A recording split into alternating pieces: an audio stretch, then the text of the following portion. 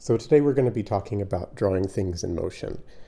This is a really difficult skill to develop, but once you do, basically you can take a little sketchbook with you and when you're hanging out with friends or traveling, you can just get it out and draw from life, right? It's a great observational drawing skill because outside of the classroom, you're rarely going to encounter people who will sit perfectly still for you. I like to draw like this whenever I'm traveling, and it just kind of becomes like a little journal of the trip. Because you're observing things in a way that you wouldn't necessarily be observing them if you were just taking photographs, you end up remembering things a little bit differently. I think you're just sort of strengthening your visual memory, right? Because you have to really look carefully, get the reference you need, and make a drawing in a short amount of time, or at least like put something together from many different viewpoints, right? If somebody's moving around, then how do you cope with that? YouTube is a great resource for practicing this kind of a skill.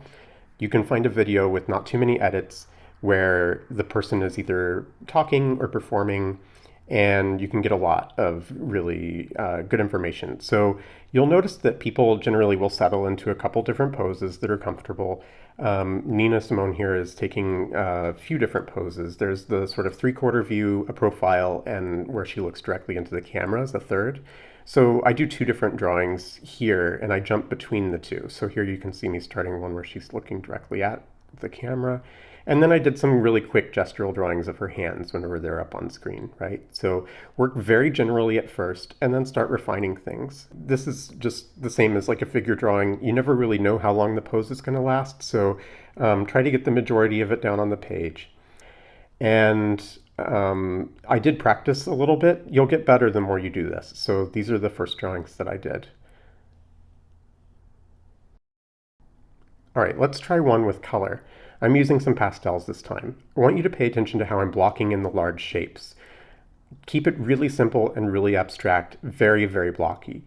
Get all of that down, figure out your composition, and then go in and start working on the details. Whenever you're using pastels, you can think more like a painter. How can I incorporate some other colors into the skin tone to make it more realistic? So I'm incorporating some of the green from the background, and then I added, some of these bright oranges and reds to kind of give him a little bit more vitality.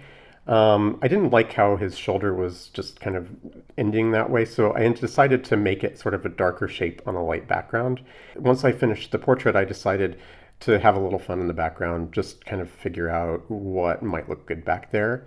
So, have fun. Like, you can always elaborate on these drawings and just sort of doodle and come up with something interesting. So this exercise can be quite difficult.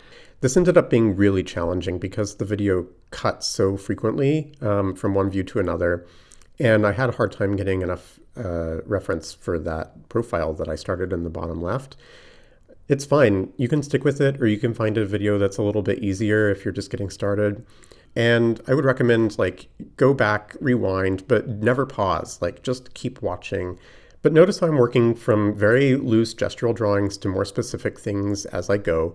And also, I'm always reassessing whether everything that I've got down on the page is working or not. So you'll notice I move an eye at some point, and that's what you need to be doing, reassess whether things are in the right place. It's highly unlikely that everything you drew is correct. And definitely whenever people are moving so much. So, have fun, find videos that you enjoy, and you'll learn from it.